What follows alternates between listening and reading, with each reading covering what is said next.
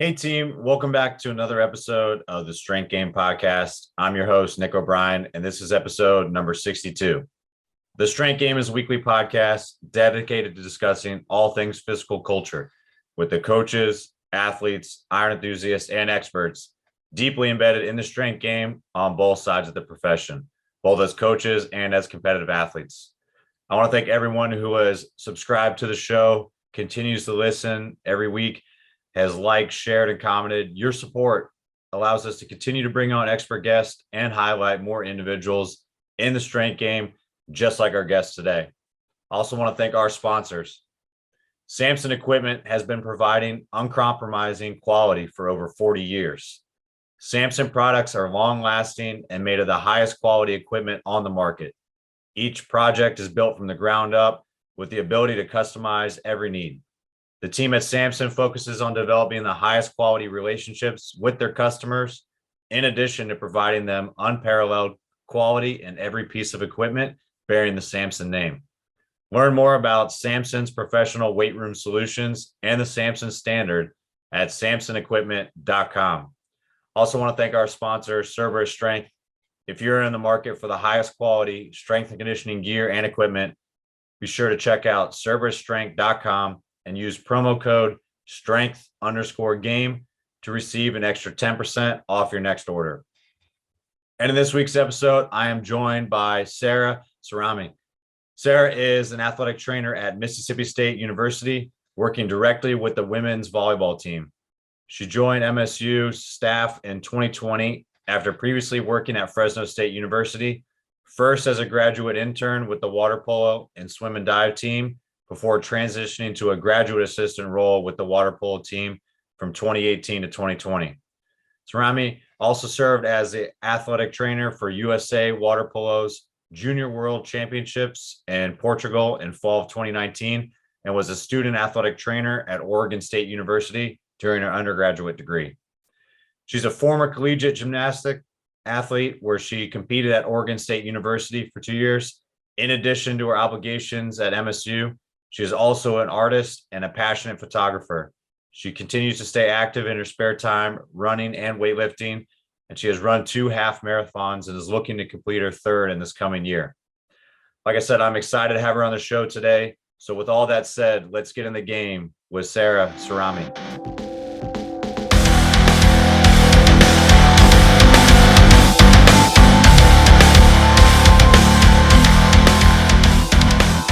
What's going on, everybody?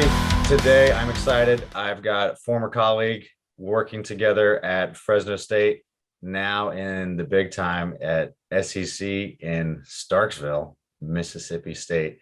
I got Sarah Cerami on the podcast. How are you doing today? I'm doing well. How about you? I'm good. I'm excited. We were able to kind of link this up finally because we're both in the deep summer mode, almost completely vacation-y. So I'm glad to get you on and finally get to catch up and see how everything's been going since we both left Fresno. Yeah, I'm glad it's slowed down enough for us to be able to find a time that works. Awesome. Hey, well, so let's hop right into it. I want to first kind of figure out how you got into the strength game, kind of talk about your introduction to training, sports growing up, and kind of lead into what you currently still do to stay active as an athletic trainer. Yeah, so I grew up doing gymnastics. I started when I was 3. And I think it was kind of one of those things where your parents throw you in it to be coordinated and keep you occupied. And then I just never stopped. So I ended up doing gymnastics for about 15 years. I was a college gymnast for 2 years. And as far as strength training, in club and high school, it was really all body weight. Like I don't think I picked up a barbell until I hit college. And I think that's pretty normal for a lot of gymnasts, or at least it was when I was growing up. So I wasn't exposed to the weight room until college. And we had a strength coach. His name is Michael James. He's still the strength coach for Oregon State Gymnastics. And he kind of just made all of us fall in love with the weight room. Just the way that he taught it and the way that he engaged us. And I know that a lot of us have continued to lift even after being done with him. So I can kind of credit him for introducing us in a way that made it stick. But recently I have been lifting primarily. My strength coach for my team also programs for me. So her and I lift together with the women's basketball athletic trainer. It's kind of a group that we have going. We'll meet at least 4 times a week and lift together, which is nice, kind of camaraderie. Trying to get back into running. I did a lot of running at Fresno State, but the humidity here, I haven't been able to get over that hump yet. That's my summer goal. Yeah, the humidity was one thing that I did not remember quite so much as when I lived in like the Midwest. And I really think Fresno, like looking back, Fresno was pretty easy to live in, even though everybody complains about the desert heat. As long as you're not touching metal or you're outside, like really huffing and puffing at noon, you're fine. Humidity is awful. Yeah, I trained for a half marathon through the summer of Fresno and really only got myself into a hot spot once because I decided to run at like 1 p.m. and it was maybe 115 degrees outside. But like here, you can't even, it doesn't cool down at night. So you get up at 6 a.m. to run and it's still 85 degrees and 90% humidity. So it's something I'm working on. Yeah, I hear you. I'm trying to do the same thing over in Jacksonville, and it's rough for times, but yeah. No, that's cool to hear, like kind of building a little group together with athletic training, strength conditioning to kind of get a little team together to do your lifts and everything. I think that's pretty awesome. And I'm sure just indirectly, like the communication that you have with the strength staff or with other athletic trainers, like you're able to kind of bounce some ideas off of and really kind of build a good relationship. Have you kind of noticed that, like as compared to like some of the other departments or other staff members you worked in the past, like kind of how fluidly your conversations are able to go just from spending a little bit more time outside of like professional with them? Yeah, absolutely. I think it's night and day, honestly. Because I mean, I happen to be good friends with my strength coach right now too. So we spend time together outside of work and lifting, but I mean, we'll come in for our own lift and catch up on our personal life, catch up on our teams, catch up on things we're troubleshooting. And Marcy will program some stuff for us. And I'm like, oh, this would be really good for this kid that's dealing with this injury. Like, I'm going to add that to her rehab tomorrow. And she can't complain about it because I already did it sort of thing. So it's definitely helped with communication. I think it's cool for our team too. Like they'll walk by, all of our buildings are connected. It's the athletic training room, the weight room, and the fueling station are all one big building. So they'll walk by and see us lifting together. And I think for them, it's kind of cool because they know that we get along and enjoy spending time with each other too. So yeah, that definitely rubs off.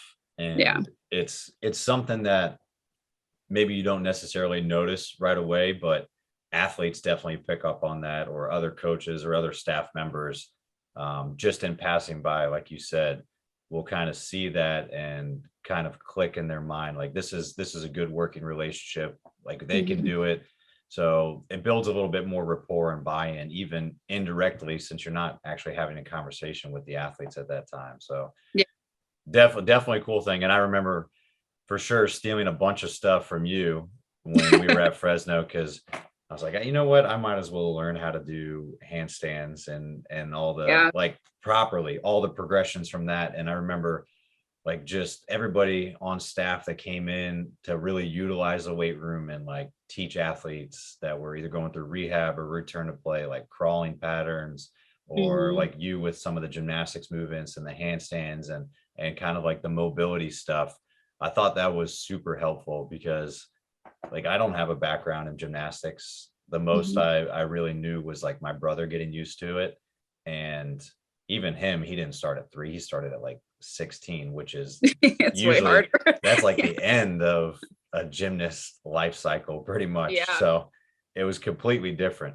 But yeah, that being able to have a good conversation and be able to kind of test things out between athletic training and bridge the gap, that was super helpful for sure. But from your gymnastics career, like really competing athletically, even your current training, how did you start getting involved in athletic training? Or did you know basically when you went to Oregon State that was what you wanted to do?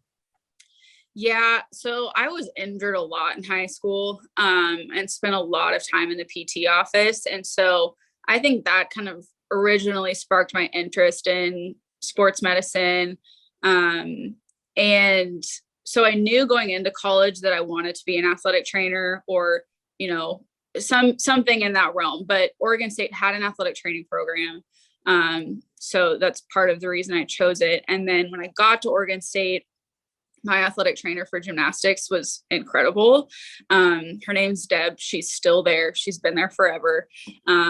And she was just kind of the embodiment of what I saw my career looking like in the way that she communicated with her athletes and the colleagues. Like, it was a place that we looked forward to going, and we looked forward to seeing her. And she was just kind of like our place of comfort physically and emotionally, but would give you a really tough come to Jesus talk if you needed it. So she just kind of inspired me to take those steps forward to make it happen. And so I applied to the athletic training program at Oregon State and realized that it wasn't just Deb, it was everybody there that was incredible. I still keep in contact with a lot of them. They're the people I call for advice if I'm stuck on a case or need career advice.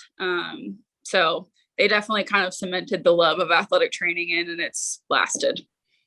What do you think about that relationship, like with your trainer, or even some other ones you've had in the past, or like maybe what you currently do with your athletes that kind of makes the training room a kind of a welcoming place, but at the same time, not necessarily like a place for athletes to hide from like practice or anything like training hard?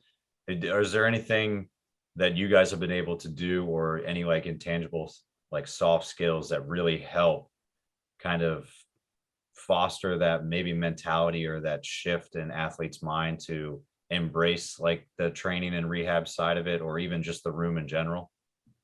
Yeah, I mean, I think it starts the first time you meet your athletes. So for us, that's during our physicals.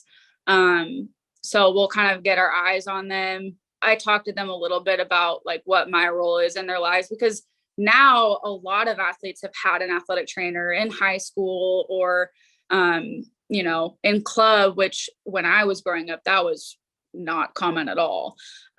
So they have more exposure to what our job is, but the scale of it at this level is completely different. So I think just explaining to them, like, anything that has to do with your healthcare, you can come to me about it. I handle our eye appointments and your dentist appointments. And if you're having an emergency at 2 a.m., I'm the person you call.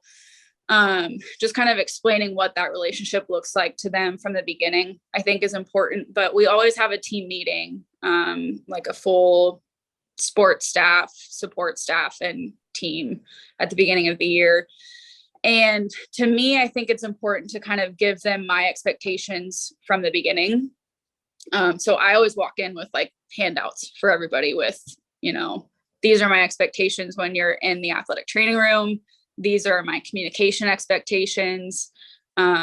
So, you know, I would rather know that my athlete is sore for a week and a half before there's anything painful and we can address it as soon as possible, than hear about it 3 weeks later and have them tell me that they've been in pain for 3 weeks and didn't say anything. So for me, it's over communication. I can tell you whether or not to worry about it, and we'll decide together what our plan is. But like, I don't like having things sneak up on us and become these lingering issues that never needed to be lingering issues. So I think it's, for me, really important to have eyes on them a lot. So I'm always in the weight room. I'm at all of our practices. And if we're looking at faulty movement patterns or something like that, I'll pull them aside and ask them what they're feeling and kind of attack it right at the get-go. But in terms of making them feel welcome, I think it's just sometimes forcing them to be there, honestly, like mandatory prevention or recovery or those kinds of things to get them comfortable in the room. It's helpful for us that volleyball is a fall sport. So they see me all the time anyways. And they're coming in to get taped and stuff pre-practice. So it's a place that they're very familiar with. And we try to keep it fun. I always have music going on. we'll have like, I have a whiteboard, we'll have movie quotes they can guess or things like that. So trying to keep them entertained and engaged while they're in there, but they know that it's a place to come in and get work done. And if you're just here filling space, it's time to move on. But like, if I'm sitting in my office and you want to come talk, come talk. But when we have people in and we're rehabbing and we're trying to get stuff done, it's a place of work. You get in, you get your stuff done, and you get out and go live your life. So I love it. Yeah, it's good to be able to blend those two lines between kind of the professional and personal, because I think oftentimes maybe someone that has had a bad experience with a trainer or a physical therapist or something like that, they have a stigma around like the training room specifically, because that is kind of associated with, I can't play if I'm in there. And I think a lot of it kind of derives from a stigma from head coaches where, hey, if you're in this building, like we know some of those coaches that are, hey, if you're in that building, you're injured, you can't play, like your playing time is null and void at that point. So your job is to stay there, out of there as much as possible. And I've caught myself saying that before, like my job is to make sure that you don't, but I've changed it. I said, my job is to make sure you don't have to go in there unless you want to. And I want that place to be helpful, because it's another person on the athlete's side to be a supportive role and to aid in their health and performance, like for the long term. And if it's not an either or thing, you can't just only be in the weight room, you can't just only be on the field, you can't just only be in the training room. There's a delicate balance between them. So to hear like how you kind of keep it entertaining but engaged, and then just give them the rules and the expectations in the front end, then I think that probably takes away a lot of that initial like shock and stigma of what it is, because now they know that there's a resource for everything, not just I'm broken, like fix me, or like I can come here and hide. So no, that's great to kind of hear. And like your talk with strength conditioning, like we talked about with you training and everything before, have you found any other ways that really kind of help bridge the gap between those two departments? Because I know nowadays, like there's a few big things, and like one of the buzzwords is just silos. So like departments and silos. Besides like you guys training together and having conversations or going in the weight room, has there been anything else that kind of really helps you bridge the gap or help with communication between you and the rest of that staff? I think, I mean, similar to what you were saying, I kind of view the athletic training room and the strength or weight room on like this continuum where they both exist all the time. And you're going to have athletes in both rooms at all times, but it's how much time are they spending in each. So if we have an athlete that's perfectly healthy, no injuries, they're probably going to be spending 95% of their time in the weight room and 5% maybe doing recovery, cold tubbing, ice bags, whatever. If you have an athlete that's fresh post-surgery, they're probably spending 95% of their time in the athletic training room and 5% of the time doing conditioning or whatever they can do with their strength coach. And then it's just kind of shifting people back and forth in between that. So for us, like me personally, I try to keep my athletes in the weight room and involved with their team as much as they can be. So, even if we have a grade 2 ankle sprain and a kid that's booted, I'll sit down with Marcy, our strength coach here, and look at our lift and figure out what can she do with no modification. So we're benching, we're doing, rope slams, all of these things that she can do full modified with the team, doesn't need to be separated, keep her in it as much as we can. And then for things where it might get kind of awkward, like deadlifting in a boot sometimes is kind of weird. So how can we modify that, level out her hips, maybe do a trap bar or a goblet squat to a seated position instead. Figuring out like, okay, these are the parts that she's going to be involved in. These are the parts where we're going to have to modify and switch it to something else. So usually me or one of the strength interns will take her for that part. And then throw her back into the rest of the lift where she can be thrown back into it, similar with practice. So I think just being able to sit down and having them know that I want them to be in the weight room as much as they can be. How do we make that happen? And really our goal is the same. We want our athletes to be strong. We want them to be healthy, and we want them to be able to perform on the court or the field or wherever they are. And like, how do we accomplish that together? So, I think it becomes more siloed when we forget that we're really all working towards the same thing. But I think having, your athletes' health and performance at the forefront of everything you do makes it a lot easier to find common ground. And I think just not having an ego makes it much easier. Like, the people that I admire the most are never the people that have an answer for everything. It's the people that are smart enough to realize that they don't have an answer for everything and are humble enough to ask questions. So it's nice to be able to go into a weight room and watch what's going on and see something that I've never seen before and ask questions about why they're doing it or what it is, and have Marcy or whoever I'm talking to know that it's not that I'm questioning. I'm just genuine, that we can learn from each other, the better outcomes we have for our athletes. So I like that. Yeah, I think you kind of summed it up pretty well, us having the same goal in mind. And I think that's a big thing to remember. And it falls kind of on that continuum where at different points in time, one of our roles is probably going to take more precedence and it's going to be more important at that time, but it's never one really without the other. And at the end of the day, if you remember that both everybody on the support staff, like nutrition, like sports psychology, mental performance, whatever else there is, everybody is working towards the same goal for the betterment of that athlete.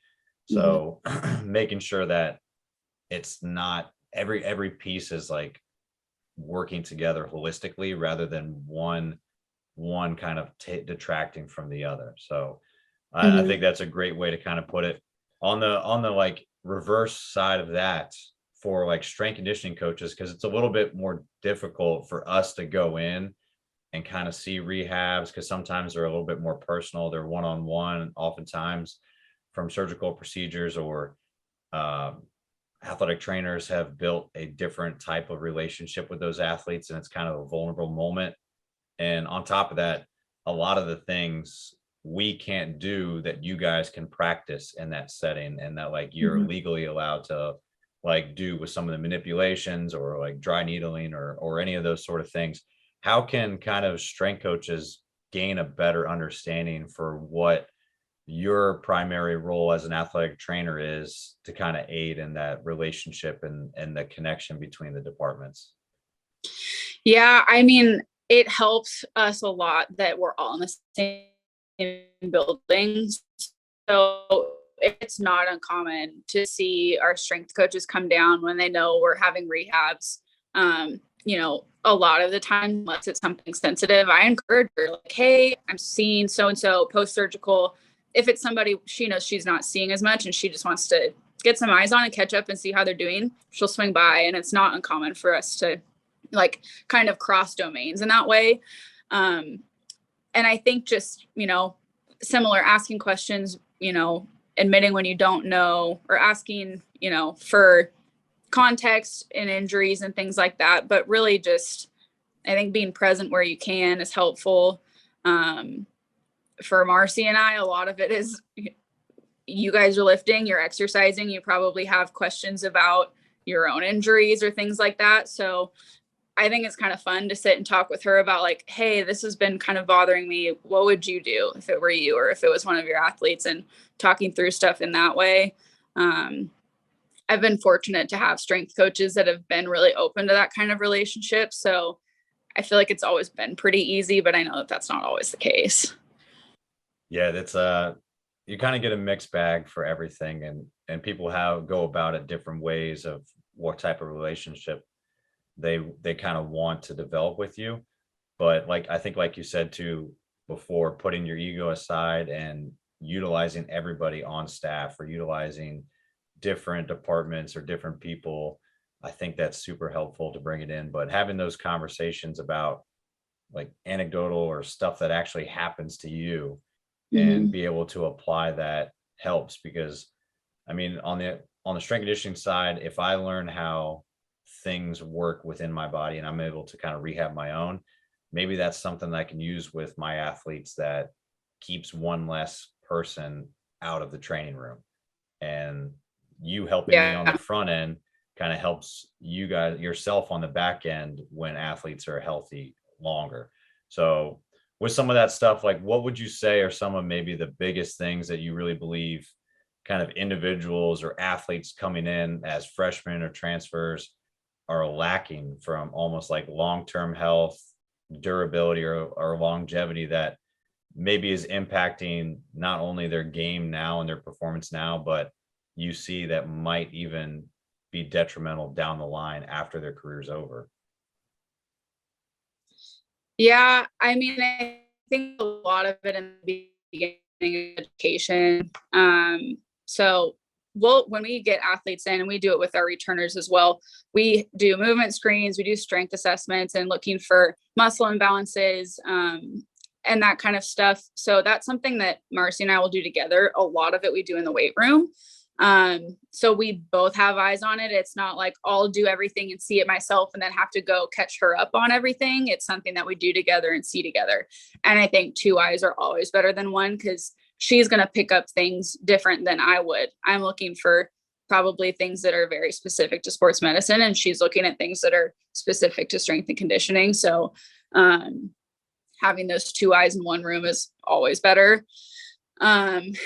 And then just kind of coming up with a plan for each athlete. A lot of times for us, it's really important to have hip mobility, similar with any overhead sport, just kind of the internal rotators to external rotators for hitting athletes.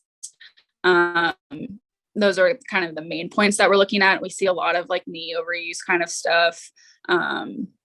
Shockingly, volleyball players have been pretty bad at balance, just like foot strength in general. So that's something that we've been working on also. But as we both continue, I mean, this is the first time I've worked water polo or worked volleyball. So I had a lot to learn when I came in, and it was helpful to be able to kind of watch what was going on and figure it out. And as I've spent more time, we're learning what we're looking for, when we get athletes in, and what we can educate on. What are the most important things to talk to them about in the first 6 months that we have them, that will set them up for, greater success? Why is recovery important? Why is sleeping important? Something that we've been talking a lot about is sleep with our athletes. And it's something that our coaches luckily have been really invested in too. We used to have 6 a.m. lifts twice a week, and we would do surveys for our athletes asking like, how hard on a scale of 1 to 10 did they think practice was? How many hours of sleep were they getting? And it was all subjective. But we found that they were sleeping less than 5 hours a day. I was like, this is horrible. And it's not sustainable. And it was even outside of season. So like, how do we adjust for this? And our coaches were like, no more 6 a.m. lifts. We're not even going to see them until noon. And it shifted drastically. So, I mean, we still have the kids that have 8 a.m. classes and stuff, but just being able to look at a problem and be like, okay, this clearly isn't working for us. It's putting us in a position to not be healthy or not be mentally focused. And having a staff around you that's willing to adjust for it has been really helpful too. But yeah, that's something we're still working on, is better sleep.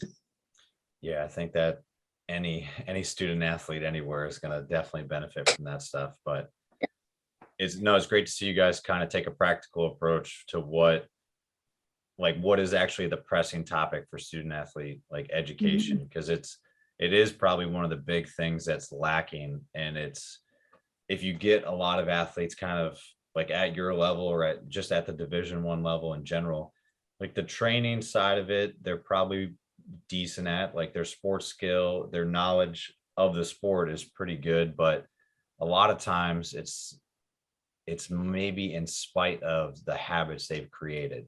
And when you throw all the new variables, especially in a college setting that come in, like being away from home, moving somewhere else, maybe it's the first time you're living on your own and like figuring out how to cook, all the sort of things, like different class schedules, majors, practice, lift, all those things add up. And being able to kind of educate them specifically on that process and and knowing what your student athletes specifically need to focus on first. And like for you guys, it was sleep and changing the weight room schedule. I think that's great because you prioritize exactly what they need rather than just kind of shotgun approach and see what kind of sticks. So Yeah, I think it's hard, especially when we've been doing this for so long, that we have knowledge that we've known for so long, it just seems second nature. And we're surrounded by other people that know the same things that we do. And we forget that these kids didn't grow up knowing these things that we're experts on at this point. So like our dietitians now do a survey when kids come in, assessing what their nutrition knowledge is. Do you know what a carb is? What are some examples of that? Do you know what a protein is? What are examples of that? So that they have kind of an idea of like, what are we starting with? What are the most important things to get you guys up to speed? What's going to impact you the most? And yeah, how can we fix those things that you're probably being successful despite how you've been treating your body and educate it to have a little more success. exactly. Yeah, I like that. Kind of meeting them where they at and figuring out exactly kind of what their base of knowledge coming in is. I think that's a really smart approach because most people might just try to hit the bell curve or start over every single year, and you might get a team that's pretty knowledgeable.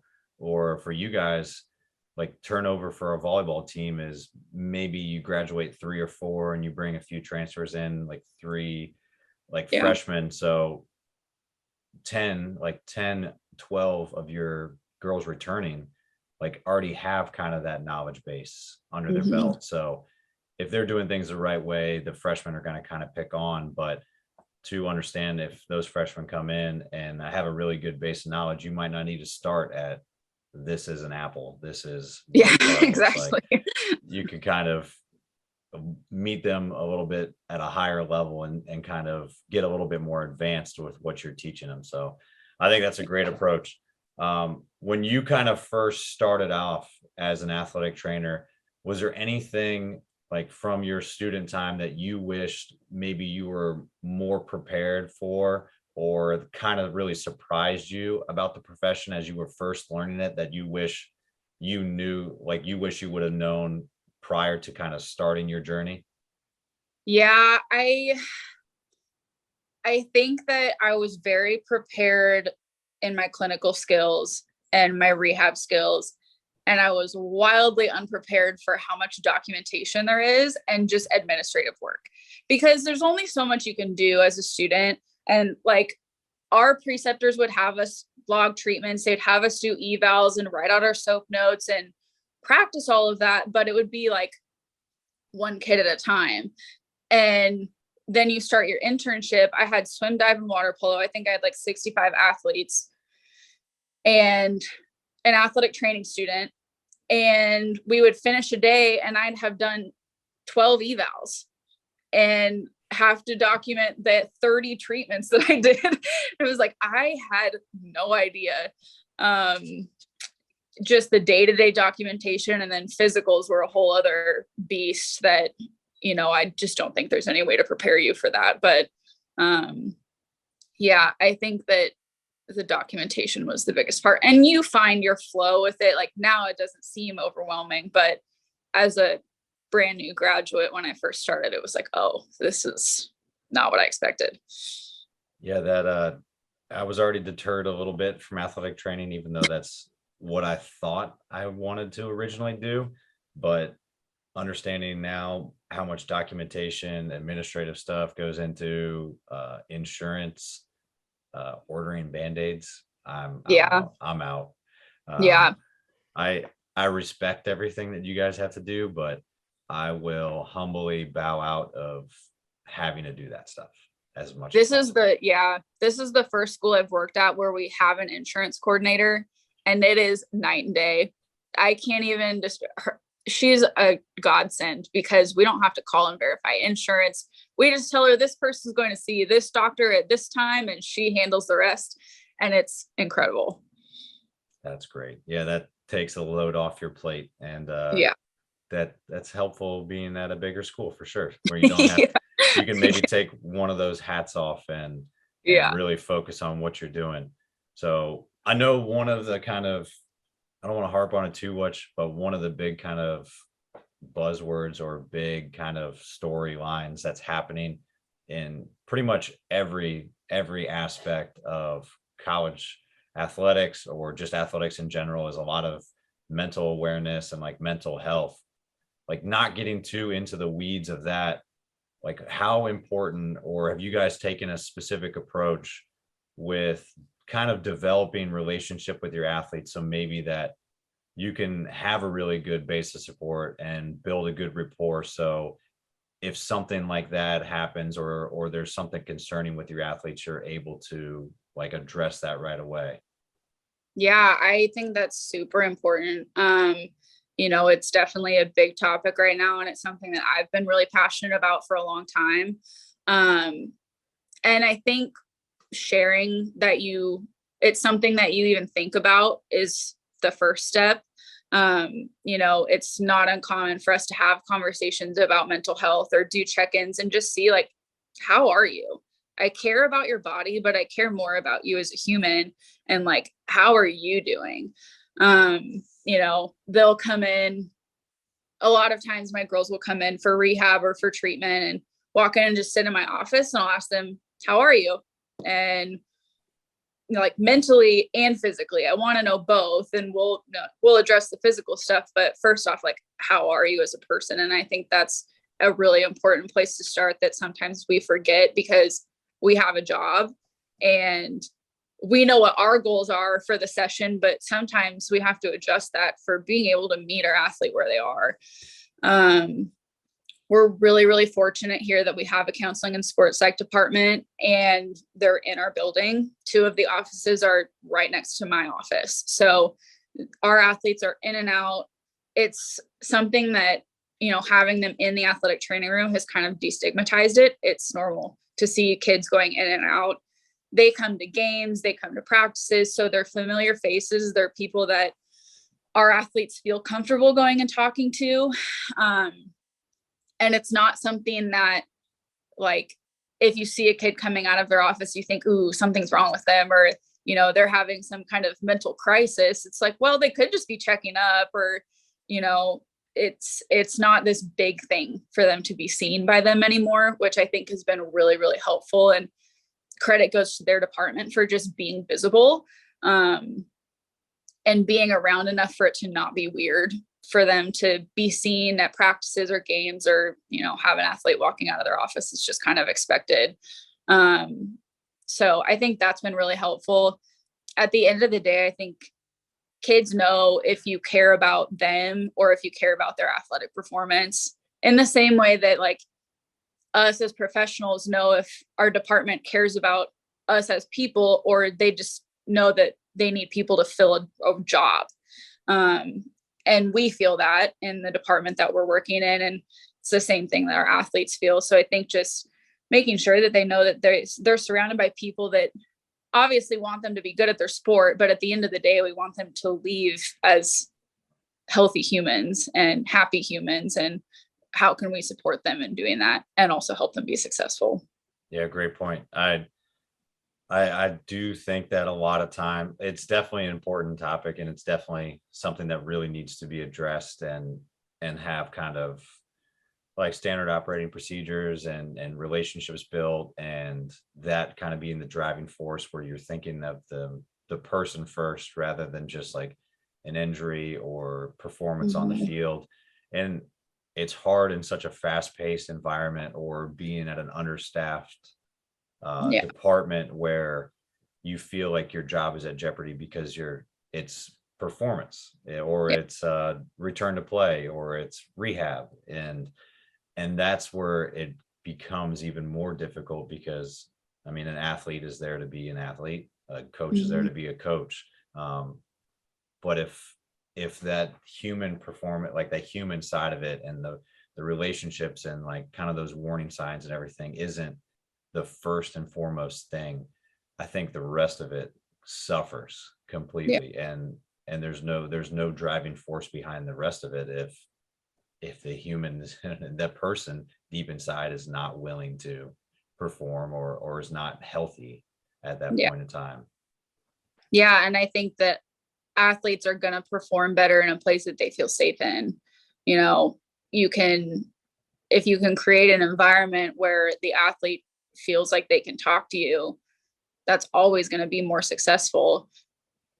But that also comes with the responsibility of us educating ourselves and the people around us and how to handle receiving that information. And I think that that's something everybody's working on right now, is just like, if an athlete tells me that they're struggling, what are the steps? How do I support them? What are things that are good for them to hear? What are things that maybe wouldn't be as good for them to hear? Like, how can I support them and get them the help that they need? And I think part of the hard part for athletic trainers in smaller schools is something I know that I felt a lot at Fresno State, is not feeling like you are the person responsible for their mental well-being solely. You are a piece of that, but you are not where it ends. And so I know for smaller schools, having resources even outside of the athletic department can be helpful in just educating and how to get kids help when, like, I'm not a licensed therapist. I'm not a mental health professional. And so I appreciate that an athlete's willing to talk to me about it. I will support them in the ways that I'm qualified to, but how do we get them the support that they actually need? Right. No, that kind of really hits home, because I've seen it at different places, and your roles change at different places, or your comfortability with athletes is vastly different, even on the same team, what they're willing to share, and figuring out what to do with that information, and what I'm kind of allowed to do, or what I'm supposed to do with that information they provide me. There really isn't, at least from my experience or the places I've been at, there's no real, like you said, step process of, this is kind of what you use with this information. This is kind of what you use with this information provided. These are where you kind of direct them for an additional resource if they say this. And it's all vastly different. There's not a true like systematic approach of like A plus B, you go to C. Right. We're dealing with humans, and we're dealing with very different types and situations and everything, but there needs to be, I think, like you said, an additional resource. There needs to be some sort of way of understanding at least what we're capable of doing, so we can provide something to an athlete and not just say, well, I've set up this conference with you, or this talk with you, and then you're completely out of the conversation and you kind of pass the buck to someone else. But solely, like, we're not qualified to do a lot of those things. So what are we qualified to do? What are we actually in a position to do to actually help? And again, like the same with strength conditioning and athletic training, how do we bridge the gap between those? And if you have that support and you have that means as a resource on campus, how can you best utilize it? And if you don't, how are you able to either get some sort of supportive system for them, or because it's a smaller school, what can you do in lieu of that? Yeah, it's hard because the resources are so different school to school, even within the SEC in a big conference. But I know, especially when we were looking at mental health resources within the Mountain West, when I was at Fresno State and we were creating the Bulldog Brave, Bulldog Strong program, we had a really great referral system to outside providers that made it simple and pretty straightforward for our athletes to get help. But that was not the case at a lot of Mountain West schools, just because they didn't have the resources or the budget or the manpower or whatever it was. So it's hard because depending on where you are, it's completely different, and everywhere it's some kind of gray area, because it's, one conversation with an athlete, it could go different with every other athlete that you have it with. So yeah, I think educating in a way that we feel comfortable having those conversations and know what to do with it, and know how to refer on is super helpful, and something that everybody's kind of working towards right now. Yeah, definitely. It's is vastly different from place to place, what you have access to or what your kind of operating procedures are for that. But I think even more to your point about that comfortability, it's hard when someone comes to you with an issue and they're open to it, and they're obviously, if they're sharing it with you, they feel comfortable in that situation. But if there's no kind of training, whatever you want to call it, or preparation on the receiving end as support staff or coaches, trainers, strength coaches, you might be putting that athlete in even a more susceptible position, because now their mind is racing even more and they don't know what to do with the information. They shared it, but you don't feel like you can give them an appropriate answer, and now they're kind of talking to a wall that's just barely listening. It's I don't know where it goes from here, but I at least like that the topic is being brought up more, because it's the same as for me, like thinking on the strength conditioning side, we don't deal with like a lot of big injuries. Like I had an athlete this year who went into like a cardiac shock, and I was like, oh my God, I forget, like I have to remember how to prepare for this. Like the situation, like when you practice it and you walk through it twice a year, it is not the same when it's someone who you know their name and you just saw them 2 minutes ago and they're like lying on the floor. It is completely different. And the same goes with some of these mental health conversations. Like usually you're caught off guard.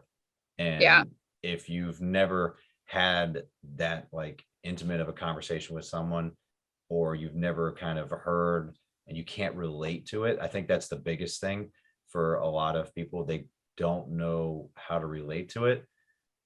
I feel like I don't want to do more harm. And that's with those conversations, like you kind of almost have to say the safe thing. Yeah. I mean, I think it's okay that we don't know the answers. I don't know that our athletes would go and talk to their strength coach and tell them that they're struggling with something and expect you to have all the answers. But I think just being able to tell them like, okay, we'll figure this out together. I can't tell you confidently who the next person to go to is, but I'm going to do some research. I'm going to talk to people. Let's meet again tomorrow. And we can kind of come up with a plan from there. I think a lot of times just having them feel like there's someone else that can share the load of this information. Like it just feels like this heavy weight. And if I can take a part of that off and hand it to somebody else to where it's not just me sitting alone with it, that's huge. And then feeling like there's someone who's older and probably more prepared to find help that can help me do that. That's a big comfort. And so I think just, knowing the resources that you have at your school and being able to admit like our athletes don't expect us to have all the answers. So if you don't have the answer, tell them like, hey, we're going to figure it out together. You and I are in this. I appreciate you sharing that with me and being vulnerable. It's hard things to talk about. I don't know what the next steps are, but we're going to figure it out. And, just having a follow-up conversation with them afterwards and being able to make them feel like there is a plan in place, I think is always helpful. And just knowing that you're a person that they can talk to, but you may not be the person that fixes it, and that's okay.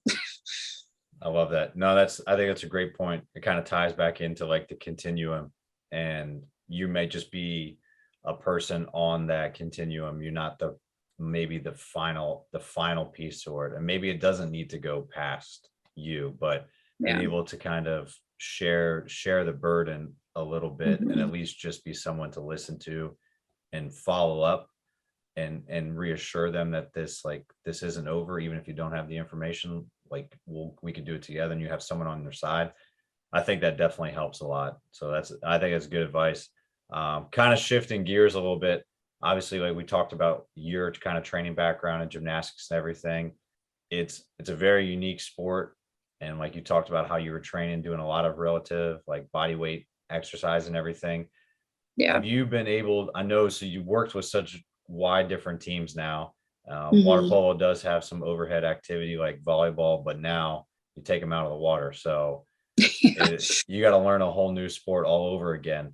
from your kind of athletic background and your training and your experience with other teams too, how do you kind of approach working with a new team and incorporating some of the information and rehab and training exercises you use with yourself and with like prior experience from other organizations?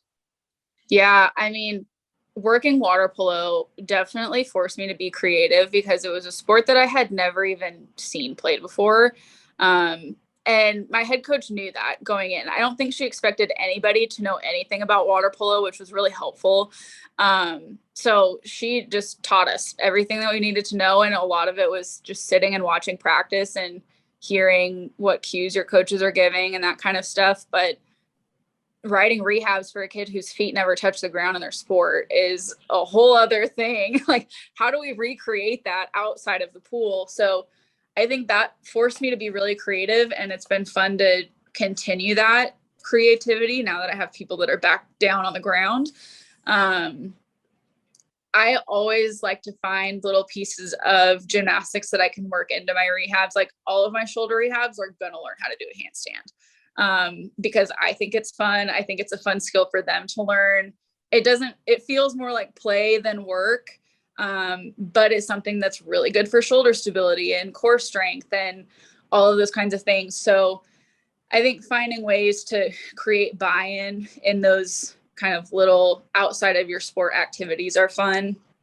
Coming in to Mississippi State as a volleyball athletic trainer, I had never worked volleyball either. I knew like the basics of the sport, but I didn't know anything about it on this level. So for me, it was the first few months I would sit in and film sessions and just listen and hear what our coaches were looking for out of a practice, what was successful, what was not successful, what kind of cues are they giving for certain movements, because it might be called something completely different than what I would call it.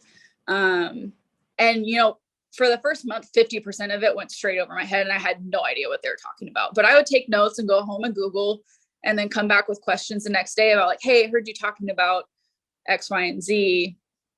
This is my understanding, but can you elaborate so that I know what you're looking for? And I think that creates some like awareness for the coaches that you're buying into it too. Like, I wanted to know what was going on. I really enjoy the like sports specific part of rehab where we can connect it back, because an athlete will get bored in rehab if you're not doing anything. They didn't come to college to do rehab. They came to play volleyball. So how can we make them feel like they're doing some kind of volleyball skill within their rehab? So that part's really fun for me, but it's hard if you don't know anything about the sport. So learning about it, sitting in film, I would ask my coaches like, hey, this is the kind of movement I want to do. How would you cue this? And then we can turn it into a rehab exercise sort of thing. So I think being a gymnast, I can bring a lot of the core stuff and body weight stuff for the beginning of rehab, but then really learning the sport and what your coaches are looking for makes the return to play part fun too. Yeah, definitely. I think that's probably a huge, especially with some of the long-term rehabs or even the untimely ones that are happening maybe in season. And it's at like a critical moment because they don't want to feel disconnected from the sport, let alone like their teammates or what's going on. And that's a big thing, I think, on the rehab side of why maybe athletes end up hiding stuff too. But I thought it was a good point to like, I remember when you were working with volleyball and like Will was like, or not volleyball, water polo, and Will was like learning water polo at the same time. He had no idea what he was doing either. But like, yeah, Coach Benson was really good at like, hey, this is a water polo ball. This is what we do for arm care. This is what we do for everything. And to hear like you say, like, hey, this is what I'm thinking for rehab. How would you even more so tie it into the sport? Like how should I call this position? How should I call this movement and cue it a different way? I think that is leaps and bounds like helpful compared to just like, well, the textbook says it's this, or this is what I've called it for this type of athlete. Like just put a slight spin on it, call it something different. It doesn't matter. But if you relate it back to the sport, it definitely matters. Yeah. And then you get the mental engagement also. So they understand why you're doing it. It's not just like, okay, I'm going to come and lift this dumbbell up and do this. It's like, oh, this movement directly relates to the skill on the court that I need to be good at. So then you get the mental buy-in too, because they care about being good at their sport. That's awesome. Hey, so when you actually take over the new program, I don't know if these are both exactly the same, but when you're looking for continuing education, or you're looking for kind of resources and things outside of that, maybe not specifically for a new sport, what kind of coaches or like other trainers or people do you actually like lean on, or different resources that are kind of your go-tos for this information? I think a lot of it is just the people that I've met as I've journeyed through my athletic training career. Like I had some CEU money left over this year, and Brandy at Fresno State, she was the wrestling athletic trainer. I think she's with baseball now, has like 5,000 certifications. She's done so much continued education. It's wild. And I wasn't really sure. I didn't have anything specific that I was looking for. So I called her. I was like, what was the most interesting class that you've taken?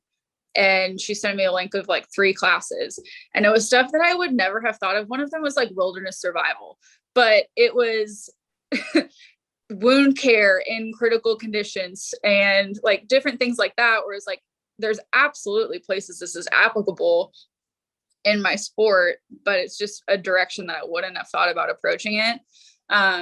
But I think just reaching out to colleagues that you admire that have skills that you don't, and asking them how or where they learned it is helpful. And not just asking athletic trainers. It's been helpful to listen to our strength coaches talk about what continued education they're doing as well. And there's a lot of overlap. So like we just had a sports science conference that us and a bunch of our strength coaches went to, and learned about kind of that. How do we connect the gaps and use technology to do that? So yeah, I think just utilizing your resources has been my best approach so far.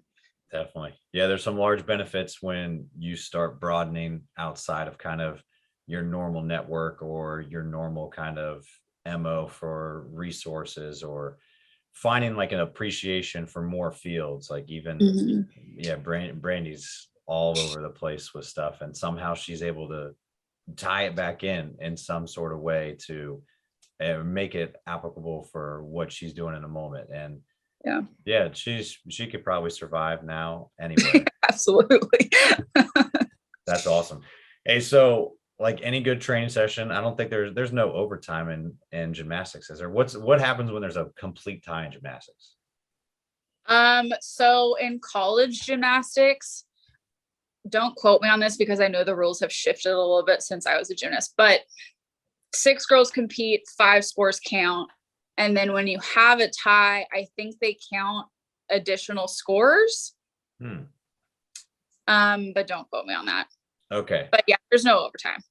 Gotcha. All right. So for this though, we've got 4 quarters, 4 questions, and we'll do 1 count back as our overtime. And you can go rapid fire, or you can take your time on each one. But you ready? I'm ready. All right. First one I have for you: biggest influence in athletic training and favorite gymnast growing up. Ooh, biggest influence. There's 3 of them. All of them are at Oregon State. Deb Graff, who was my athletic trainer as a gymnast. Heather, who was the softball athletic trainer at the time. She was my whole last year of my clinical education I spent with her. And then Fred Tedeschi was our director at the time. He had been with the Bulls for a long time. He was incredible. I'll make this a longer answer because it's worth telling. We had construction in one of our athletic training rooms my last year at Oregon State. And so everybody was crammed into one building.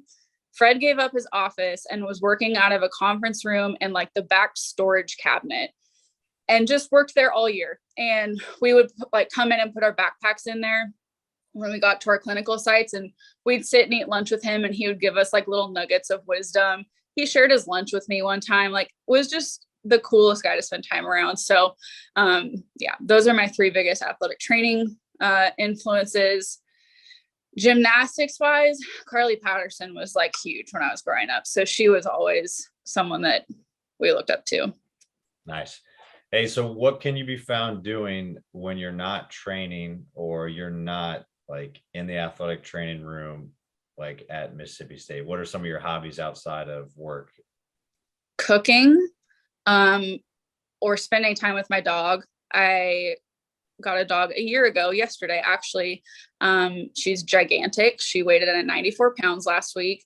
But we spend a lot of time. There's like great places to walk on campus. So we'll spend time walking or running out on the trails or just kind of adventuring. It's a very dog friendly place. So she kind of comes everywhere with me. Perfect. If you were not in athletic training, what profession do you think you would be in? And if you could do it all over and start training at 3 years old, would you have picked, if you got to pick, what sport would you have picked?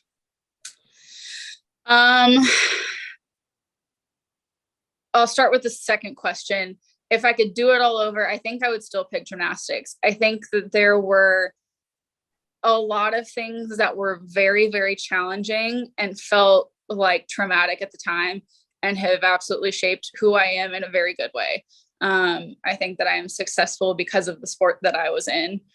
I do miss having a sport that you can do for fun outside of that. Like people can go play basketball or volleyball when they're in their 30s, and I don't have that, and I'm not coordinated with ball sports at all. So I do kind of miss out on that. I wish it would have been a more diverse training situation. What was your first question? If you were not doing athletic training, what do you think you would pick as a career if it had to be something different? If I wasn't doing athletic training, I've had a big interest in mental health and like going into a licensed therapist, psychologist realm. It's something that I still think I want to learn more about. But I probably would have pursued something on that side. Okay. If you're setting up a training session, maybe this is for you, the strength coach, and the other athletic trainers that have your group together. What is your go-to training music and post-training meal look like? Ooh, go-to training music. That can go either way because we're all fans of like classic rock and some like alt punk sort of stuff, or it's going to go to like rap, kind of anywhere in between. Post-training meal. I'm not going to be proud of this because I'm usually running from training to something else. So usually a snack more than a meal. Pretzels and hummus is a staple. If I'm going home, usually whatever meal that I have meal prepped for that week is going to be my next meal. All righty. So the last one I have for you are these countbacks is, what is your favorite part of athletic training, or if you have a favorite story from your career so far? I don't know that I have a favorite story, but I've been a part of a lot of programs that have been the underdog, and I think that's my favorite place to be. I think my favorite part of athletic training is being able to be involved in athletes' lives. You get your like nerdy sports science part, but you're still involved in a team culture and a competitive culture. And both of the teams that I've worked with in the past 5 years have been like major underdogs and have come up and had some pretty incredible wins while I've been with them. And like, that's just, there's no cooler feeling. Yeah, those payoffs are unreal. And to kind of see the potential in your athletes, like we always get to see it on a day-to-day basis, but for them to kind of prove it to everybody else and prove it to the world and see the payoff. Yes. Yeah. That's pretty awesome feeling, no doubt about that. Hey, so for anybody that's got any questions, athletic training, gymnastics, anything along those lines, mental health stuff, maybe what you guys have been doing or what you've done personally, where can they get a hold of you? And I know you got some other stuff on the side. Where can they kind of follow you for anything after this episode? Yeah. So my Instagram is C Ramsky. It's CEE_Ramsky. It was a college nickname. That's my Instagram. I also do photography, so you can catch up with me there. My dog also has her own Instagram if you'd like to follow along with that. Professionally, you can find me at Cerami at msstate.edu and just on the Mississippi State website. I'm not super active on Twitter, so I won't plug that one. No worries. Hey, well, I appreciate you coming on today. It was been awesome to catch up and kind of see everything you've been doing since we both left Fresno. So I hope you enjoy the rest of the summer, and thanks again for coming on today. Yeah, I appreciate it. It was a good time. That's it for this episode of The Strength Game. Thank you again to this week's guest and to our sponsors. Be sure to connect and keep up with our guests at the links in the description below. Remember to subscribe to us on Apple and Google Podcasts, Spotify, or your favorite podcast provider to stay up to date on all future episodes. Also, check us out on YouTube and CoachO'Brien.com, where you can find all the video versions of these episodes, as well as show notes, episode schedule, and much more.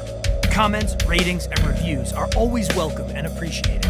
Thanks again for tuning in, and be sure to join us next week for another great episode of The Strength Game.